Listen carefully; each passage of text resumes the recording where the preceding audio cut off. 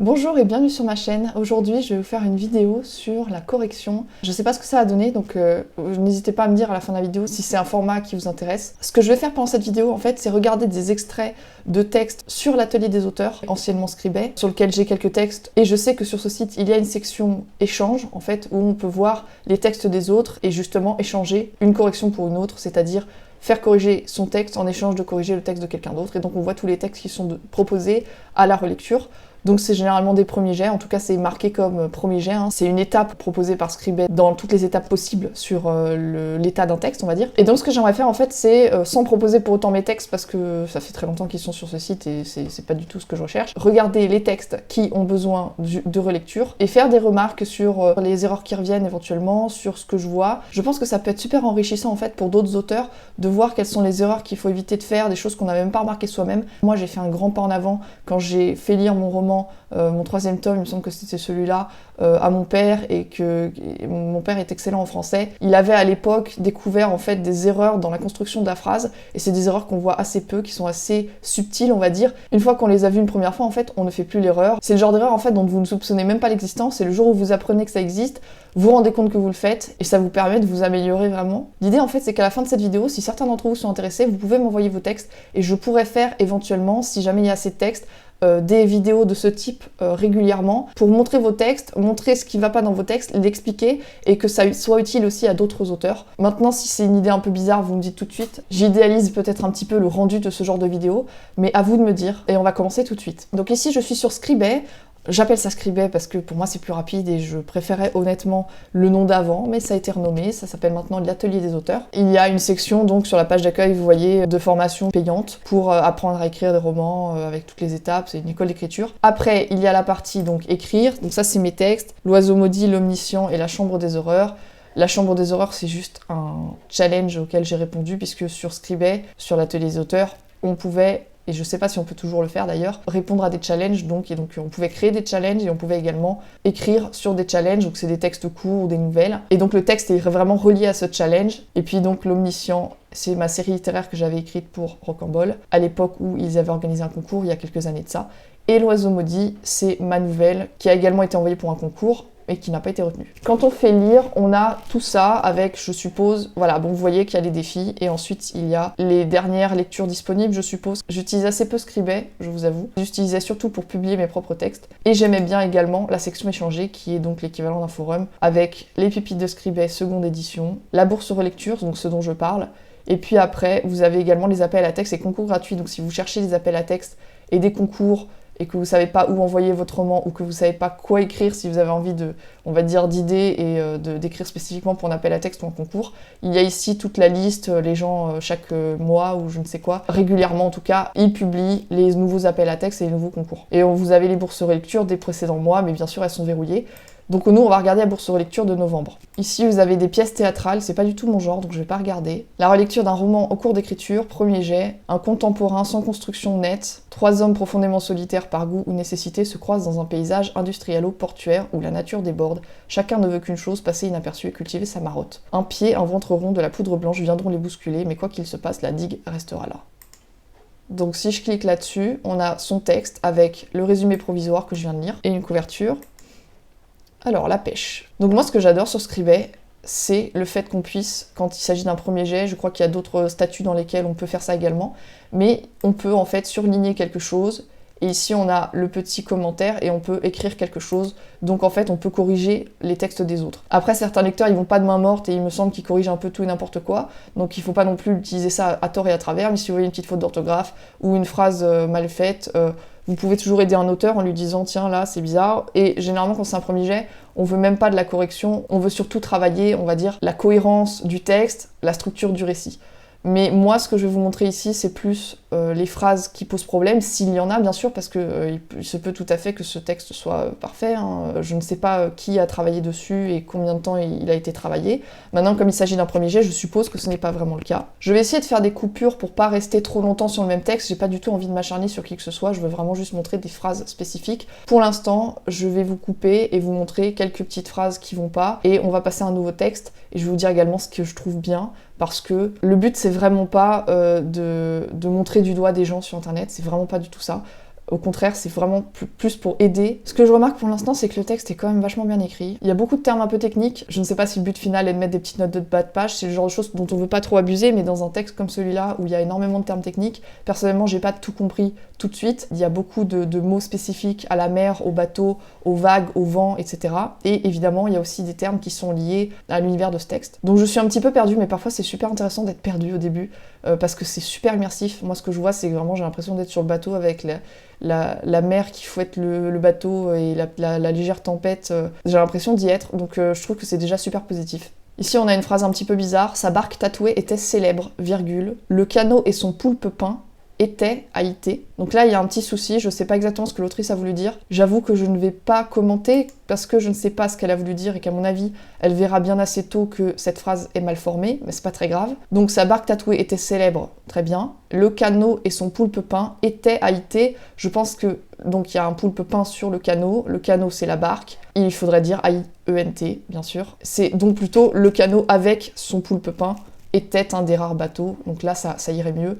Parce que le « et », malheureusement, ça induit automatiquement un pluriel. Ici, on a « il fit route un bon quart d'heure vers la bouée d'atterrissage, virgule, la pluie s'était mise de la partie et elle rebondissait, virgule, entraînant avec elle la surface salée. » Ça, c'est une erreur que je vois énormément et que je vois même dans le roman que je suis en train de lire en ce moment. Beaucoup de phrases qui se suivent avec des virgules, alors que tout simplement un point devrait les séparer. On a deux choses différentes. On a « il fit route un bon quart d'heure vers la bouée d'atterrissage » et tout d'un coup, on parle de la pluie. Et donc ici, il faut absolument un point, en fait. Point, la pluie s'était mise de la partie. En plus de ça, on dit « et elle rebondissait, virgule ». On a tout un tas d'autres informations. Il faut pas avoir peur de faire des phrases courtes. C'est super important de faire des phrases courtes plutôt que d'enchaîner des actions qui certes se suivent mais qui n'ont pas vraiment de lien entre elles en fait. Elles n'ont de lien que le fait qu'elles se suivent. Donc il faut vraiment pas avoir peur des phrases courtes, c'est super important. Ça crée un rythme, les phrases courtes, ça crée même d'ailleurs quelque chose d'un peu vif, un peu rapide, et ça peut avoir beaucoup d'intérêt dans certains moments. Ici aussi donc, la silhouette d'un vraquier apparut entre deux rafales de vent, virgule, Miguel eut le temps d'apercevoir les hommes du Balia à la manœuvre pour embarquer. Pareil, là ils font un point. Il n'y a vraiment aucun intérêt à mettre une virgule. Le dos calé dans l'angle du bateau, il mordit à belles dents dans le plaisir de la solitude. J'aime bien ce genre de phrase, je trouve ça sympa. Je pense que je vais m'arrêter sur ce texte parce que honnêtement il est franchement bien écrit. Et j'ai pas grand chose à dire, juste ces petites phrases qui sont reliées par des virgules, qui devraient plutôt être reliées par des points. Et au tout début je pense qu'elle s'est un petit peu emmêlée les pinceaux et qu'elle a voulu refaire sa phrase et qu'elle s'est pas rendue compte qu'il y avait une toute petite incohérence et qu'après à force de le relire, elle se rend plus compte que c'est comme ça. Je vais passer à autre chose. Cette histoire que j'ai commencée il y a de cela près de 1 an, on sent qu'il va y avoir quelques petites fautes d'orthographe, a du mal à me satisfaire pour plusieurs raisons, très peu de retours là-dessus. Aïe. Problème de régularité qui vient de moi, et aussi un gros bouleversement au niveau de la durée de lecture, entre 4 et 6 minutes pour être lu. Mais c'est pas grave ça. Il y a déjà plus d'une dizaine de chapitres décrits, et malheureusement pas encore la fin. Pour moi, tout ce que cette personne raconte n'est pas un problème du tout, je ne vois pas trop pourquoi ce serait un problème. L'irrégularité, on est très nombreux à la voir. Et les chapitres entre 4 et 6 minutes de lecture, c'est pas si loin que ça. Franchement, ne vous bilez pas avec vos chapitres s'ils sont plus longs les uns que les autres, c'est pas grave. C'est super important que vous forciez pas, si jamais vos chapitres sont pas de la même longueur. Il faut qu'ils soient adaptés à leur contenu. C'est super important, sinon le lecteur il va très vite sentir en fait que vous avez fait une coupure n'importe où. Donc le résumé, Yala et Julie partent fêter les 1 an de leur relation dans une ville éloignée. À la fin de cette journée, Julie disparaît mystérieusement, forçant Yala à tout faire pour la retrouver. Je ne sais pas si vous entendez les pauses dans ma voix, elle disparaît mystérieusement, forçant Yala. Donc évidemment ici il faut une virgule. Hein. Donc, à chaque fois que vous utilisez un participe présent comme ça, il faut une virgule. Et ça c'est aussi une erreur courante. Toujours mettre une virgule quand vous faites une pause et que vous rajoutez des informations. Elle fait ça, et en plus de ça, ça fait ça. Donc toujours virgule. En fait, quand vous avez un doute parfois de est-ce que vous mettez une virgule ou non, essayez de le dire à haute voix. Est-ce que votre personnage, enfin est-ce que quelqu'un en lisant ferait une pause à ce moment-là ou est-ce qu'il enchaînerait? Indépendamment de sa volonté, plusieurs événements, voilà, j'ai encore fait une pause, indépendamment de sa volonté, donc ça c'est une petite information, au fait c'est indépendant de sa volonté, donc virgule, plusieurs événements vont s'enchaîner et le conduiront à se poser la question suivante, comment Julie a-t-elle disparu? Et là on a un petit peu de tout. Le A accent, -T apostrophe, c'est toujours -T-L. L'apostrophe, c'est pas dans cette situation. 2 versions, une plus courte qui est le premier jet originel et une version plus récente, plus longue. Commencez la lecture. Bon sang, lève-toi, tu vas être en retard. Printemps 2026, un événement bouleversa la vie de Yala, changeant celle-ci à tout jamais. Lève-toi, tu vas être en retard, donc le bon sang est un juron. On met donc une virgule après parce que c'est une autre phrase en fait, c'est une phrase à part entière. Lève-toi, c'est un ordre et c'est une phrase à part entière. Et tu vas être en retard, c'est encore une autre phrase. Donc toujours des virgules pour séparer les phrases. Virgule après le bon sens, virgule après lève-toi. Il est quelle heure? Pourquoi pas? Il est quasiment 10 heures là. Mais tu savais pas me réveiller avant. Oh, mais je viens de te réveiller et tu m'agresses, vieux con. Ok. Ah ouais, pas de bonjour, juste un vieux type, quel plaisir. Bon, déjà, ça me fait rigoler. Pourquoi pas? Lève-toi, vieux. Et alors, là, c'est vraiment typiquement l'erreur que je vois, c'est lève-toi, vieux. Vieux est une insulte, ou un prénom, ou quoi que ce soit, en fait, mais pour nommer quelqu'un. Donc, ça va être virgule vieux. Systématiquement. Lève-toi vieux. Dans certains cas très rares, on va dire, parce que le mot est très court, on va pas mettre de virgule, mais normalement, si vous parlez à quelqu'un et vous lui dites quelque chose, et après vous nommez cette personne, c'est deux choses différentes encore. C'est deux phrases, donc lève-toi, virgule vieux, il faut une virgule ici. T'es en retard, maintenant dépêche-toi, pose-lui un lapin et tu la reverras plus. Ouais, je me lève. Pareil, ouais, je me lève. Normalement, il y a une virgule, donc on sait qu'il y a le ouais, virgule, ouais, mais il y a encore une autre virgule. Ça fait bizarre peut-être, mais ouais, virgule, je me lève. La fille qui est en train de me réveiller, c'est ma grande sœur Mithia. On a fini par se retrouver à deux quand nos parents sont partis. Mais bon, je m'éloigne du sujet.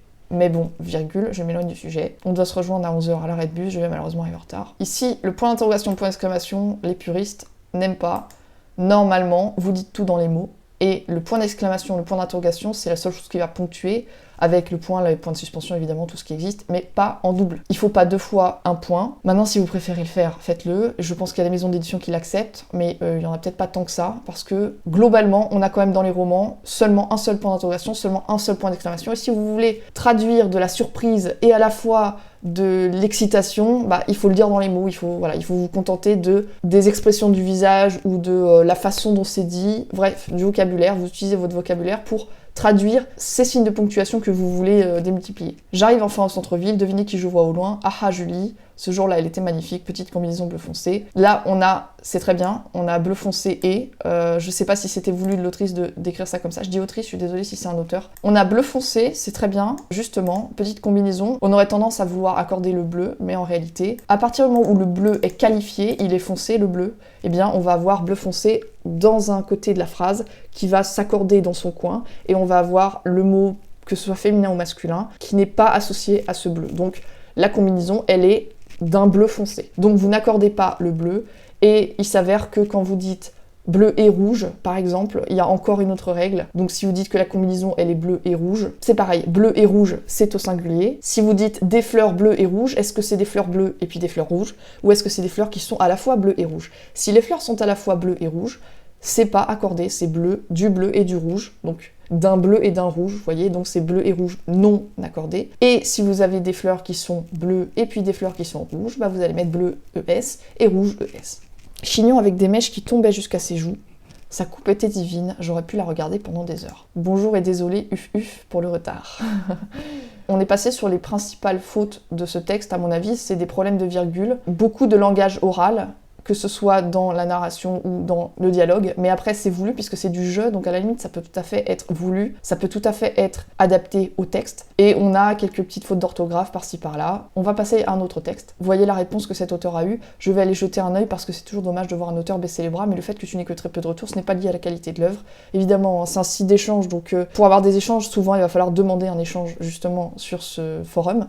Et si vous en avez pas, bah, c'est surtout parce que c'est un site qui est fait pour travailler son texte, donc si vous avez vos bêta lecteurs qui peuvent venir sur le site directement, vous leur donnez le lien, ils vont pouvoir travailler sur votre texte, mais vous allez difficilement avoir des lecteurs qui arrivent de nulle part comme ça, et faut pas pour autant vous fustiger quoi. Mélange de science-fiction et de fantasy et d'aventure. Pour remédier à leur manque d'eau, les citoyens de Rhiannon ont envahi une autre planète, l'île. Cet endroit aurait pu devenir leur paradis, luxuriant et riche, si la colonisation n'avait pas été un tel échec. Les rares colons restants sont livrés à eux-mêmes lorsque Rhiannon les abandonne à leur sort. Parmi eux, Elia, séparé des siens, fuit pour rester en vie. Dans un état second qu'il appelle la brume, il quitte l'île et rejoint Rhiannon, où il atterrit, dans une ville hostile et cruelle. Il tentera tant bien que mal d'oublier son île natale, mais son savoir concernant la planète sacrée pourrait attiser la curiosité des personnes mal intentionnées.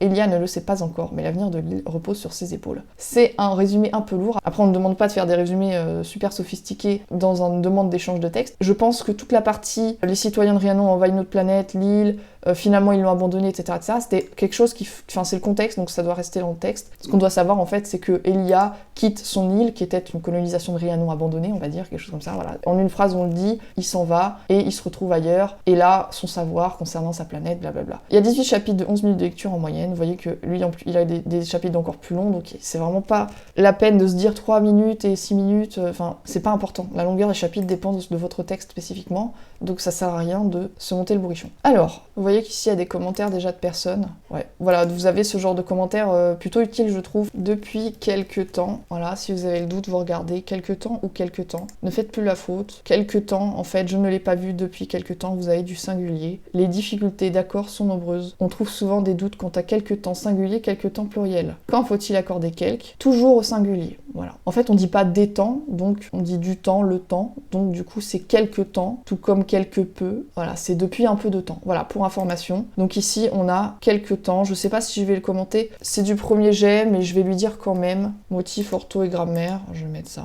Les villageois reclus depuis une décennie s'étaient retrouvés livrés à eux-mêmes, n'ayant plus aucun contact avec l'extérieur. Pour l'instant, honnêtement, j'ai rien à dire sur les phrases. Après, j'ai lu un peu rapidement parce que j'ai pas envie de m'éterniser sur chaque texte, comme je le disais. Mais pour l'instant, je trouve que c'est plutôt bien écrit. Il n'y a pas trop de problèmes, il n'y a pas de problème de temps. Je vois énormément de problèmes de temps quand on se met à raconter dans le passé des événements. Par exemple, il se souvenait que, voilà, quelques décennies plus tôt, puis tout à coup, on a du plus que parfait. Là, il accorde tout très bien, donc pas rien à dire. Je crois qu'on dit il se souvenait d'avoir, et non pas il se souvenait avoir. Je fais l'erreur également. Il se souvenait d'avoir ce souvenir plus infinitif. Je tape vraiment tel quel le texte, ça aide énormément parce que vous avez vraiment trouvé ce que vous cherchez.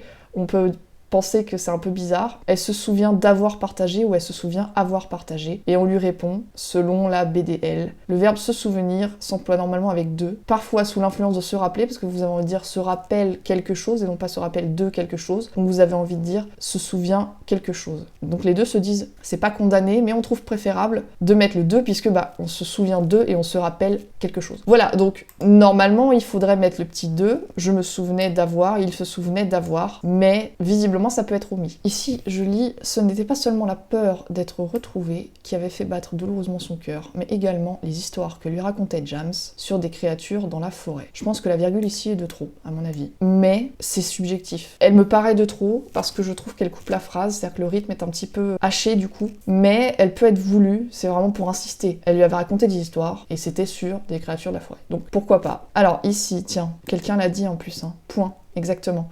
Ça, c'est un truc que je vois partout et je le vois même énormément dans le souffle de Midas que je suis en train de lire. J'ai vraiment du mal.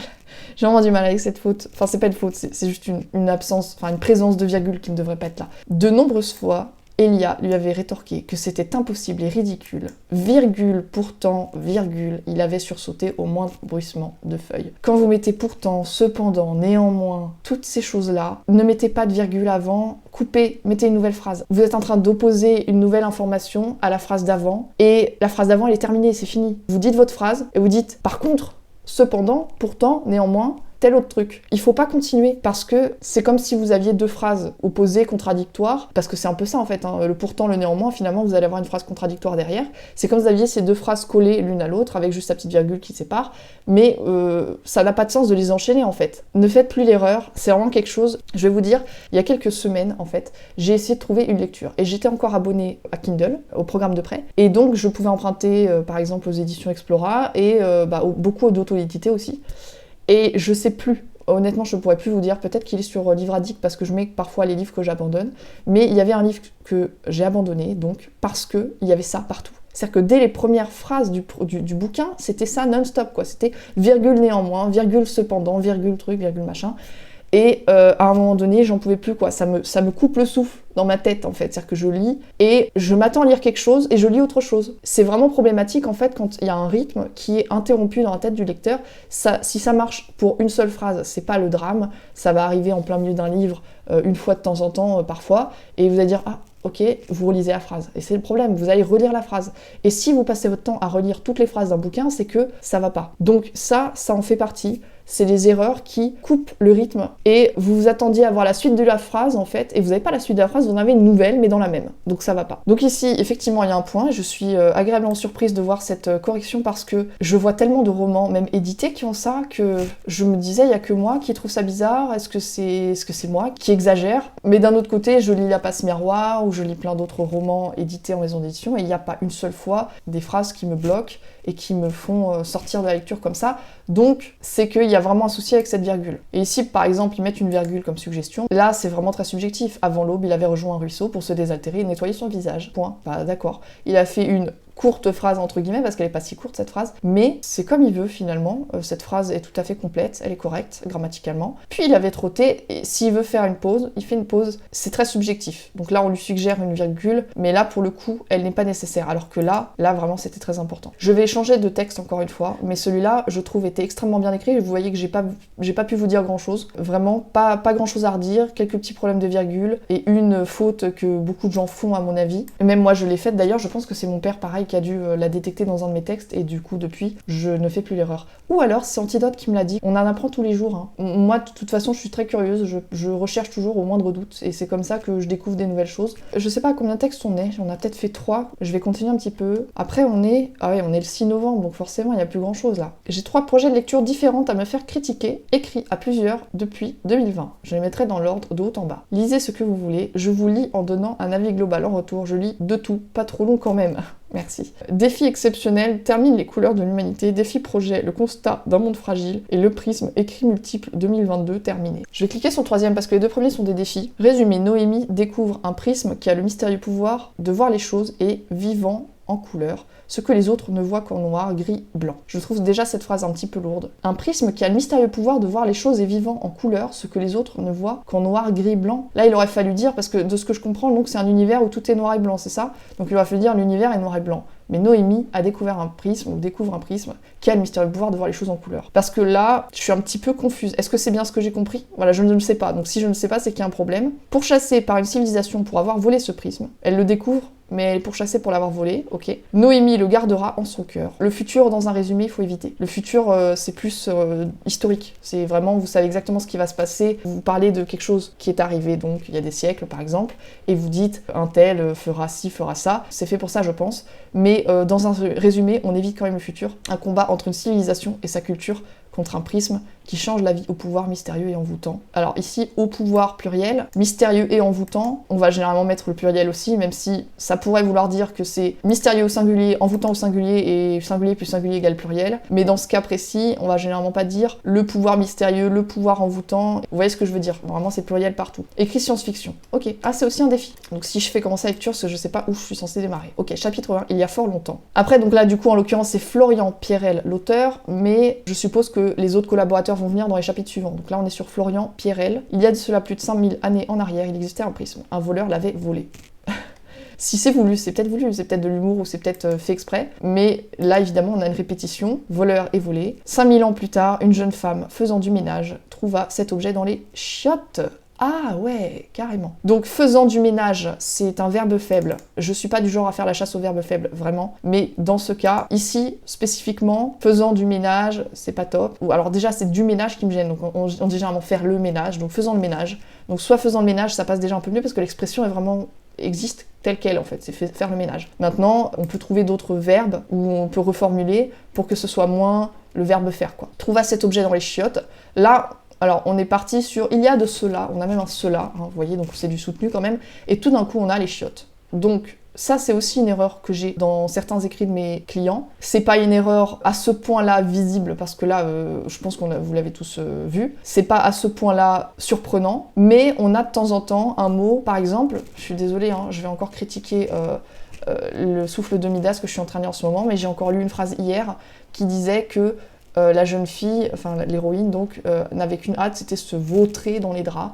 Et je trouvais, même si c'est très subtil, je trouvais que le verbe vautrer, pour tout le vocabulaire qu'elle avait utilisé juste avant, était un petit peu brut, un petit peu familier et que je visualisais vraiment la fille qui se balançait sur le lit et qui se remuait dans les draps, super contente, qu'elle se vautrait quoi. Parfois, il y a des mots comme ça qu'on veut utiliser, mais qui correspondent pas au registre de tout notre texte, et sinon qui, en plus de ça, n'ont même pas forcément le même sens. Là, en l'occurrence, ça a le même sens, mais c'est pas ultra poli. Elle le prit, et le prisme eut le pouvoir de la pénétrer. Son cœur devint INT, hein, c'est sans l'accent. Je sais même pas si je vais corriger ça parce qu'honnêtement, je vais mettre familier au sein de ce texte au registre soutenu. Je vais mettre trop familier, hein. Mais je pense que c'est voulu, sauf si voulu, je vais mettre parce que là, c'est pas possible de pas le faire exprès, je trouve. Mais bon, bref. Elle le prit et le prisme au pouvoir de pénétrer. Son cœur devint le prisme, donc devint, c'est pareil. Je vais le corriger là pour le principe, mais je vais pas tout faire puisque je pense que là on est parti pour avoir d'autres erreurs. Quand on commence avec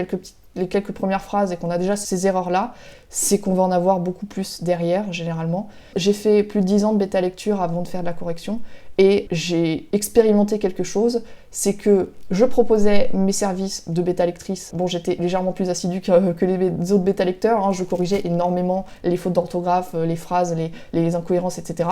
Et j'ai énormément vu, en fait, de premiers chapitres plutôt sympas, bien écrits, assez bien présentés, et je me disais, ouf, je suis pas tombée sur un truc bourré de fautes. Et là, boum, dernier mot du chapitre ou début du chapitre suivant, c'est parti, quoi. C'était le florilège de fautes d'orthographe dans tous les sens, je vous ai aimé EZ, enfin on a de tout.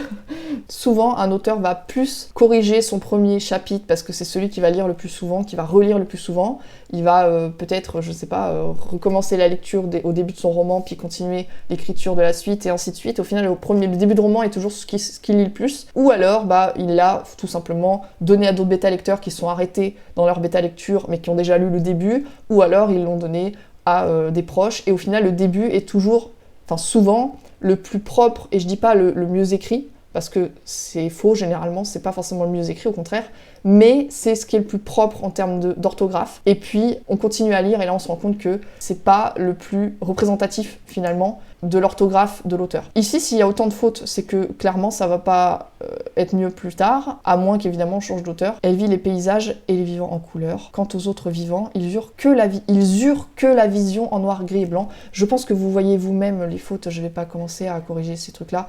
Ils eurent que, hein, c'est ne que, donc ils n'eurent que, donc il, N apostrophe eurent, et petit détail, si vous avez on a, c'est on a que, N apostrophe, ça se prononce pareil, on espace A et on espace N apostrophe A, mais évidemment c'est toujours N apostrophe, sinon le lecteur il voit, il lit en fait le registre familier, même si à l'oral ça ne s'entend pas évidemment. Mais ce sont des choses, je pense que vous savez déjà, donc je vais passer à un autre texte rapidement, et je pense que ce sera le dernier. Je vais regarder s'il reste un texte à lire sur novembre. Donc là, Vie Portal, c'est la personne qui a en plus corrigé la fameuse virgule sur le cependant. Et donc, cette personne proposait en échange un texte, donc on va regarder son texte aussi, je pense, et ça va être le dernier. Le premier volume d'une petite série dans un univers steampunk. Vambreuil 3893, en proie à un chantage machiavélique, la marquise Aliane Weekly, cabarettiste à la carrière fulgurante, rejoint la petite station-ville perchée où la misère et la colère ouvrière ont fait leur nid, etc., etc. Ça a l'air plutôt bien écrit et intéressant, ça a l'air d'être un univers assez bien dépeint, assez bien travaillé.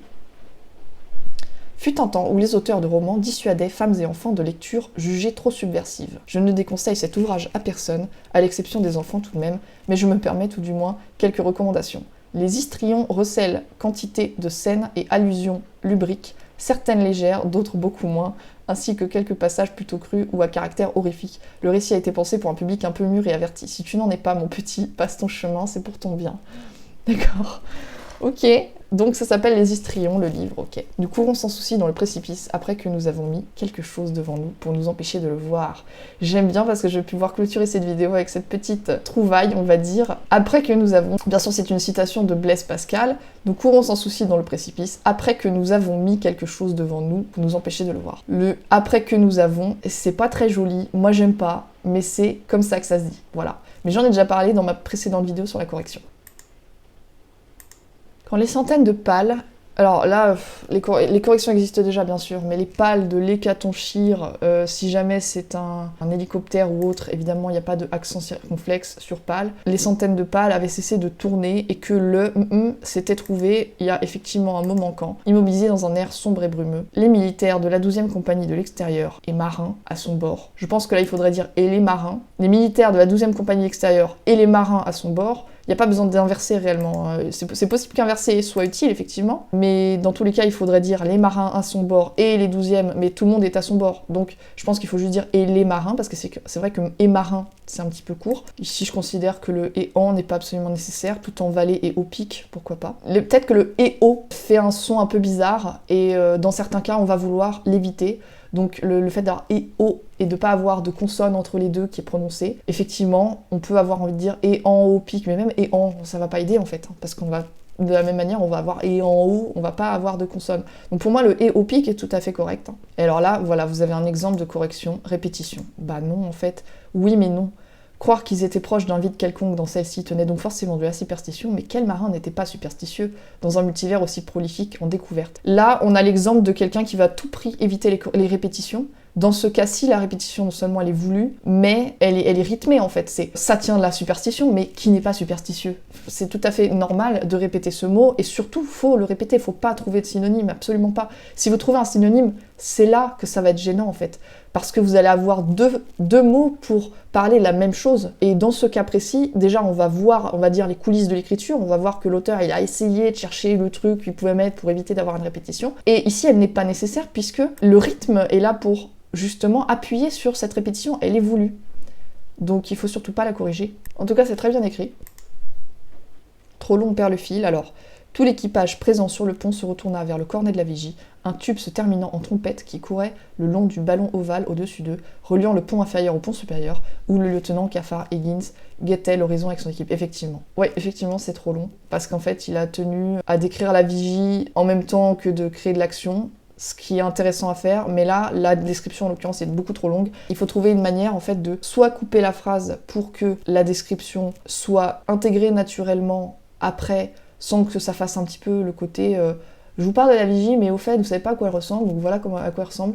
Soit il faut arriver à réduire la description et à, par exemple, couper une partie de cette description et la mettre un peu plus loin à un moment où elle va être intégrée facilement à une autre action et on va, dans notre tête, tout simplement compléter le schéma, quoi. Donc tout l'équipage présent sur le pont se retourna vers le cornet de la vigie, un tube se terminant en trompette qui courait le long du ballon ovale au-dessus d'eux. Point. Et là, on peut même dire, voilà, tout simplement, il reliait le pont inférieur au pont supérieur, où le lieutenant Cafard guettait l'horizon avec son équipe. On a en fait déjà cette suite de descriptions intégrée avec une action. On a le lieutenant Cafard qui guettait l'horizon avec son équipe, donc en fait... on n'a pas cette espèce de coupure. Au fait, je vous rajoute un petit peu de description parce qu'il n'y en avait pas assez avant. Là, c'est vraiment une nouvelle action et on termine dessus. Donc on est dedans, on est dans l'action. On ne pense déjà plus, en fait, à cette fin de description qu'il nous a rajouté, quoi. Donc ici, je pense que ce serait parfait de mettre point... il reliait le pont inférieur, ou elle reliait, puisqu'on parle de la vigie. Mais c'est le tube, donc un tube se terminant en trompette, etc. Il reliait le pont inférieur, voilà, tout simplement. Je voulais remonter au-dessus quand même, parce que j'ai pas parlé d'un truc, l'imprenable dimension tout en vallée. Ici, la personne écrit tout. Alors, tout en vallée, donc tout en, on va mettre tout en astérisque, tout en accord. Voilà, c'est exactement ce que je voulais chercher. Je vous montre systématiquement les recherches parce que je trouve super intéressant. Moi, j'en fais énormément justement pour m'assurer que je dis pas de bêtises. Je n'aime pas l'idée d'être en train de faire la leçon à quelqu'un et d'être complètement dans mon tort. Donc, je vous montre ici. Bon, par exemple, ici, en l'occurrence, c'est Français Facile, mais vous voyez la règle générale que Français Facile donne. Vous pouvez la chercher ailleurs. Vous pouvez essayer de voir sur Voltaire, sur d'autres sites où on parle de cette règle.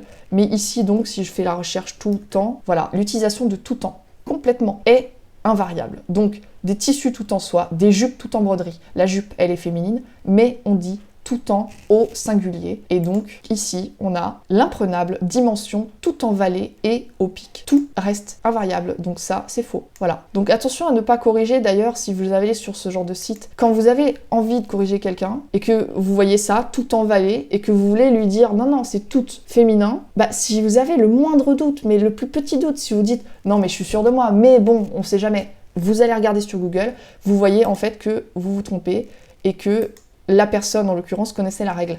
et vous apprenez des tonnes de trucs. Franchement, c'est extrêmement enrichissant. Moi, j'ai appris plein de choses comme ça. D'ailleurs, j'aimerais bien vous faire une petite vidéo là-dessus, sur ces petites choses qu'on ne sait pas, qui s'écrivent d'une manière ultra bizarre, et on pensait que c'était issu de telle ou telle famille de mots, mais en fait non, c'est une autre. Donc je vais vous en parler de ça. Il n'y en aura pas non plus tant que ça, parce qu'il faut quand même que je m'en souvienne, et que j'arrive à vous faire une petite liste, et là, pour l'instant, j'en ai quelques-uns. Mais ça devrait faire l'objet d'une petite vidéo tranquille. Je pense que c'est tout pour cette vidéo, je vais m'arrêter là. Dites-moi vraiment si ça vous a intéressé, si c'était utile, si vous trouvez que c'était pas cool d'aller montrer les textes des gens sur l'atelier des auteurs.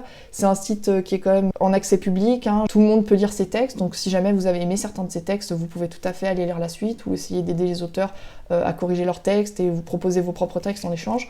C'est un site, je trouve, qui est super utile, et en plus avec cette fonctionnalité de bêta lecture intégrée, moi j'adore. Je l'ai pas assez fait parce que moi j'étais aussi sur un groupe de bêta lecture sur Facebook à l'époque, et donc du coup je prenais carrément des romans entiers et je faisais toute la bêta lecture d'un roman. Donc je n'ai pas beaucoup travaillé sur Scribd, maintenant l'atelier des auteurs, mais je trouve que ce site est vraiment très bien fait. Et du coup, je vous le recommande fortement. Je pense que je vais rajouter une adresse mail ou une manière de me contacter pour d'éventuelles vidéos. Si jamais ça vous intéresse, si vous voulez m'envoyer vos textes et que je fasse ce genre de relecture, mais cette fois une relecture légèrement plus complète, c'est-à-dire vous me donnez un extrait ou alors vous me donnez juste un bout de texte et je prends un extrait dans ce bout de texte et je fais ce que j'ai fait là mais en plus détaillé, c'est-à-dire vraiment chaque phrase, je lis tout et j'explique à haute voix ce que je trouve bien, les erreurs que je vois, les règles à respecter, et voilà. Donc si jamais ça vous intéresse, n'hésitez pas, ce sera dans la description. Et vous pouvez également commenter pour me dire ce que vous en avez pensé, liker la vidéo, vous abonner à ma chaîne, et on se retrouve une prochaine fois dans une nouvelle vidéo.